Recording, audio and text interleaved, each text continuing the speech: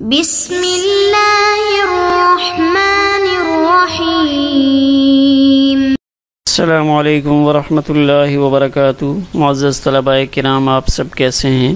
آج ہم کتاب ہدایہ جلد رابع میں کتاب الشفا کے سبق نمبر 50 کو پڑھیں گے۔ ہمارے سبق کی ابتدا قال وَإِذَا مَاتَ الشَّفِيعُ کی عبارت سے ہوگی اور ہمارا سبق الشفاعۃ بدونہ کی عبارت پہ مکمل ہوگا۔ آئیے پہلے اپنے آج کے سبق کی عبارت کو پڑھتے ہیں۔ بسم اللہ الرحمن الرحیم۔ قال وَإِذَا مَاتَ الشَّفِيعُ بطلت شفاعته۔ وقال الشافعی رحمہ اللہ تورث عنہ۔ قال رضی اللہ عنہ معناه اذا مات بعد البیع قبل القضاء بالشفعة، اما اذا مات بعد قضاء القاضی قبل نقد الثمن وقبضه فالبیع لازم لورثته، وهذا نظیر الاختلاف فی خیار الشرط وقد مر فی البیوع، ولأنه بالموت يزول ملكه عن داره ويثبت الملك للوارث بعد البيع، وقيامه وقت البيع وبقاؤه للشفيع إلى وقت القضاء شرط فلا يستوجب الشفعة بدونه۔ آئیے اب ہم اپنے سبق کی عبارت کا ترجمہ کرتے ہیں۔ قال، ماتن نے فرمایا، اور جب شفیع کی موت واقعہ ہو جائے تو اس کا حق شفا باطل ہو جائے گا۔ حضرت امام شافعی رحمہ اللہ نے ارشاد فرمایا کہ میت کی جانب سے وراثت میں شفا تورث عنہ تقسیم کیا جائے گا، شفا وراثت میں منتقل کیا جائے گا۔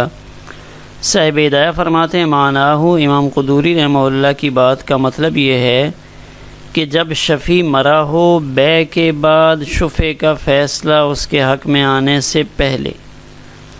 اما اذا مات بعد قضاء القاضی، بہرحال جب اس کی موت قضائے قاضی کے بعد ہوئی، قاضی کا فیصلہ آنے کے بعد ہوئی، لیکن ثمن کی ادائیگی سے پہلے وقبضہ اور اس پر قبضہ لینے سے پہلے یہ ہو گئی، تو فالبیع لازم لورثتہ، تو وارثین شفیع کے لیے بیع لازم ہو جائے گی۔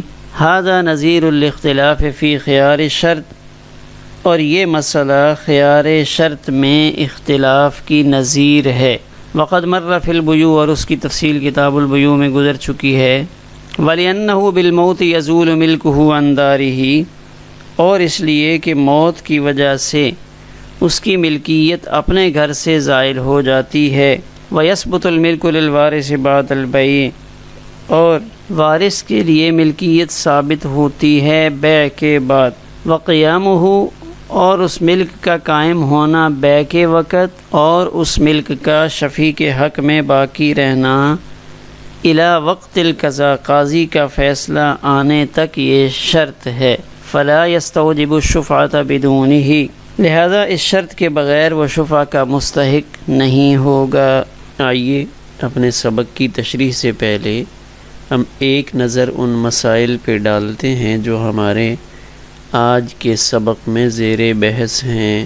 سب سے پہلے ہمارا آج کا سبق اس مسئلہ سے متعلق ہے کہ اس شفع کے معاملے کے دوران اگر شفیع کی موت واقعہ ہو جائے تو شفع ورثاء کو منتقل ہوگا یا نہیں۔ حضرت امام شافعی رحمہ اللہ کا فرمان ہے کہ شفع کا حق ورثاء کے لیے مطلقاً ثابت ہوگا، یعنی شفع وراثت میں منتقل ہوگا، چاہے شفیع کی وفات قضائے قاضی سے پہلی ہوئی ہو یا قاضی کا فیصلہ آنے کے بعد ہوئی ہو۔ حنفیہ کے ہاں شفع کے ورثاء کی طرف منتقل ہونے میں کچھ تفصیل ہے۔ قضائے قاضی سے پہلے اور بعد دونوں کا حکم الگ الگ ہے۔ ایک اور چیز جو ہمارے سبق میں اہم ہے کہ استحقاق شفع کے لیے دو اوقات میں شفیع کا اپنے مکان پر مالک ہونا ضروری ہے۔ ایک تو بیع کے وقت شفیع اس مکان کا مالک ہو، اور دوسرا وقت قضا جب قاضی کا فیصلہ آئے تو اس وقت بھی شفیع کا اپنے اس مکان پر مالک ہونا ضروری ہے، اس مکان کی ملکیت ضروری ہے جس کی وجہ سے اس کے لیے حق شفع ثابت ہو رہا ہے۔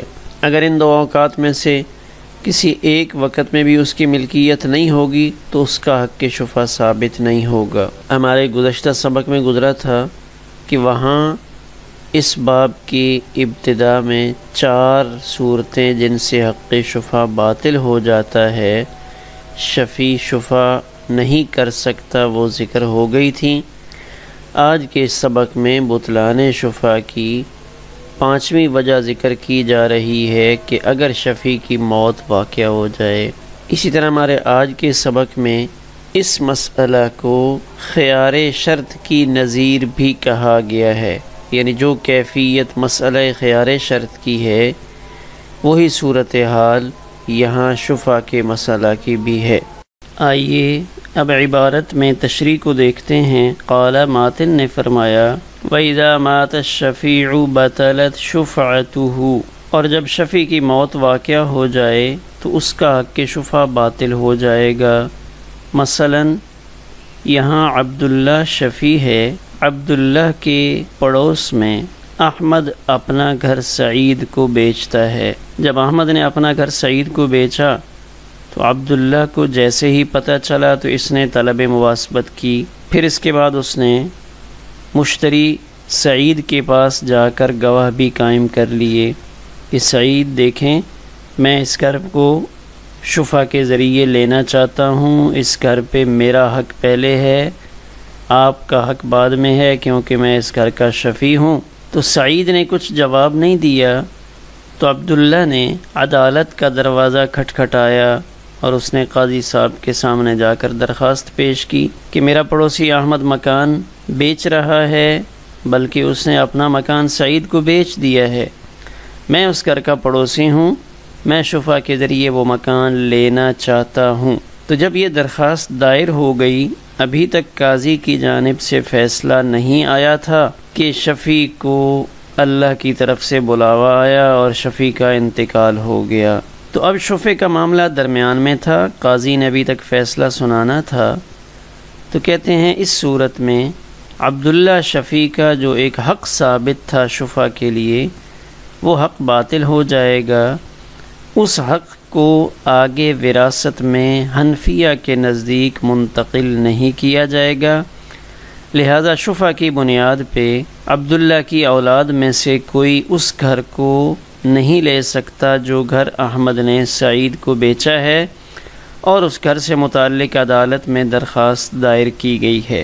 وقال الشافعی رحمہ اللہ تعالی، حضرت امام شافعی رحمہ اللہ تعالی ارشاد فرماتے ہیں کہ نہیں، یہ ایک حق ہے جو شفیع کے لیے ثابت ہوا تھا، تو اگر شفیع کا انتقال ہو گیا ہے تو جیسے شفیع کی ملکیت میں دیگر جتنی اشیاء ہیں ان میں وراثت چلتی ہے، وہ چیزیں ورثاء کی طرف منتقل ہوتی ہیں، تو ان کے ساتھ یہ حق شفا بھی ورثاء کی طرف منتقل ہوگا، تورث عنہ، اس مرنے والے کی طرف سے اس کو وراثت میں چلایا جائے گا۔ تو حضرت امام شافعی رحمہ اللہ کے نزدیک یہ مطلق ہے، چاہے قضائے قاضی ہو چکا ہو یا قضائے قاضی نہ ہو، اس نے صرف طلب کی تھی، درخواست دائر کی تھی، تو دونوں صورتوں میں اس کے ورثاء حق شفا کے ذریعے اس مکان کو لینے کے اہل ہوں گے۔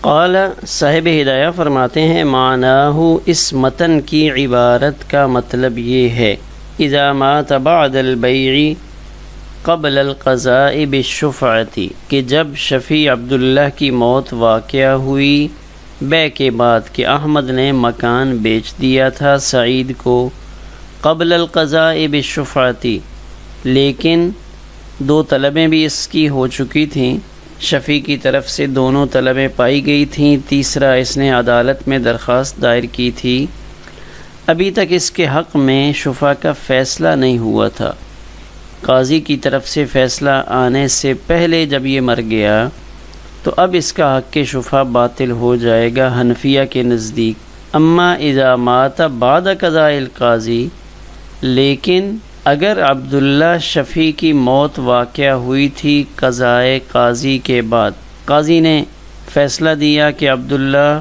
آپ شفا کے ذریعے اس گھر کو لے سکتے ہو جو گھر سعید نے آپ کے پڑوس میں آ کر خریدا ہے، قاضی کی طرف سے فیصلہ آیا، ابھی تک سمن ادا کرنا تھا۔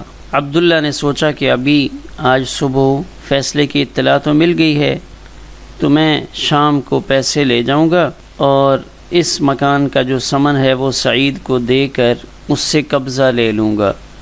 ابھی سمن بھی ادا نہیں کیا تھا، قبضہ بھی نہیں لیا تھا، بس اس نے شفا کی خوشخبری سنی، تو خوشخبری سننے کے بعد شفیع کا انتقال ہو گیا۔ تو اس صورت میں حنفیہ کے نزدیک فالبیع لازم لورثته، تو یہ بیع ورثاء کے لیے لازم ہوگی، یعنی عبداللہ کے ورثاء اب وہ مکان بھی لیں گے، اس کا سمن بھی ادا کریں گے، قبضہ میں لیں گے، اس کا قبضہ بھی حاصل کریں گے، اور پھر وہی مکان وراثت میں منتقل ہوگا۔ یعنی حنفیہ کے نزدیک فرق ہے کہ قضائے قاضی سے پہلے اگر شفیع مر جائے تو پھر اس کا حق شفا ثابت نہیں ہوتا، لیکن قضائے قاضی کے بعد سمن کی ادائیگی سے پہلے اور قبضہ لینے سے پہلے اگر مر جائے تو اس کا حق شفا ثابت ہوگا۔ اور اگر اس نے سمن بھی ادا کر دی، قبضہ بھی لے لیا تھا، قضائے قاضی بھی ہو چکا تھا، پھر تو مزید واضح ہے کہ یہ مکان ان کی ملکیت میں آ چکا ہے۔ تو ان دونوں صورتوں میں قضائے قاضی کے بعد دو صورتیں بن رہی ہیں۔ ایک صورت وہ ہے جب سمن بھی ادا ہو جائے، قبضہ بھی لے لیا جائے، اور ایک صورت وہ ہے کہ نہ سمن ادا کی تھی نہ قبضہ لیا تھا لیکن فیصلہ آ چکا تھا۔ تو گویا کہ اس مرکزی حیثیت قاضی کے فیصلے کو حاصل ہے، قاضی کا فیصلہ آ جائے گا تو حنفیہ کے نزدیک شفیع کے لیے حق شفا ثابت ہو جائے گا۔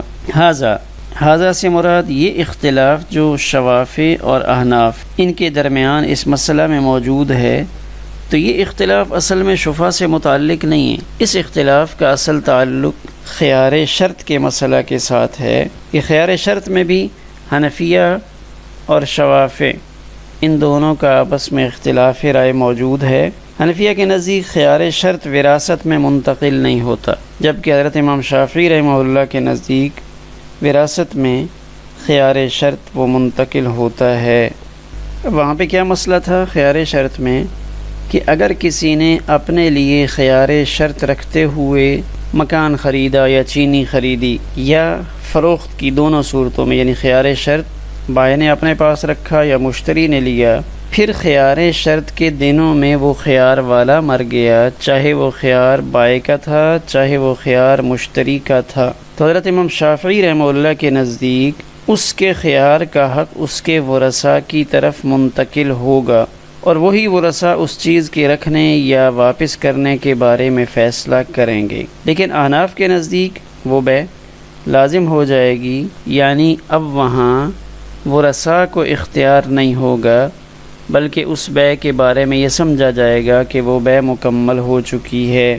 یہ اختلاف کی نظیر کیوں ہے؟ ھذا نظیر الاختلاف فی خیار الشرطی، یعنی شفا خیار شرط کے ساتھ کیسے ملتا ہے، مشابہت کیا ہے کہ نظیر اور مثال میں مشابہت کا معنی بہرحال موجود ہوتا ہے۔ تو کہتے ہیں شفا بھی خیار شرط کی طرح ایک حق ہے، جیسے خیار شرط ایک معنوی حق ہے، شفا بھی ایک معنوی حق ہے جو ایک شخص سے منتقل ہو کر دوسرے کے پاس جانے کے قابل نہیں، اس لیے کہ شاید وہ اسے لے یا واپس کر دے۔ تو یہ دونوں حق ہیں ایک جیسے، اس وجہ سے ان کے اندر مشابہت پائی جا رہی ہے۔ وقد مر فی البیوع، اور کتاب البیوع میں اس کی تفصیل گزری۔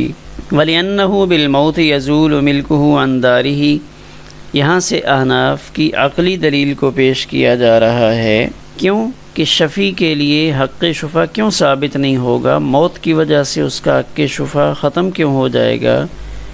اس کی وجہ یہ ہے کہ وہ گھر جس کی بنا پر شفیع کو حق شفا ملا تھا، جیسے ہی شفیع کے جسم سے اس کی روح نکلے گی تو وہ گھر بھی اس کے قبضہ سے نکل کر ورثاء کی طرف منتقل ہو جائے گا۔ یزول ملکہ، اس گھر کی ملکیت شفیع سے زائل ہو جائے گی۔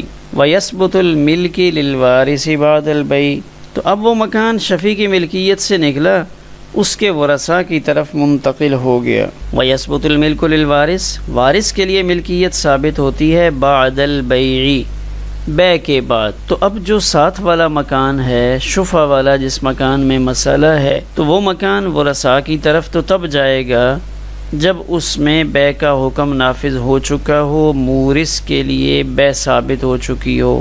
لیکن یہاں شفا کے ذریعے اس مکان کو لینا اور پھر اس میں اس ملکیت کا ثابت ہونا، اس کے لیے دو چیزیں شرط ہیں، اور ان دونوں کا تعلق شفیع کے اس مکان کے ساتھ ہے جس مکان میں وہ شفیع رہتا تھا، اور اس مکان کے ذریعے وہ اس ساتھ والا مکان جو احمد نے بیچا ہے اس پہ شفا کر رہا تھا۔ تو اس میں دو چیزیں شرط ہیں۔ پہلی کیا ہے؟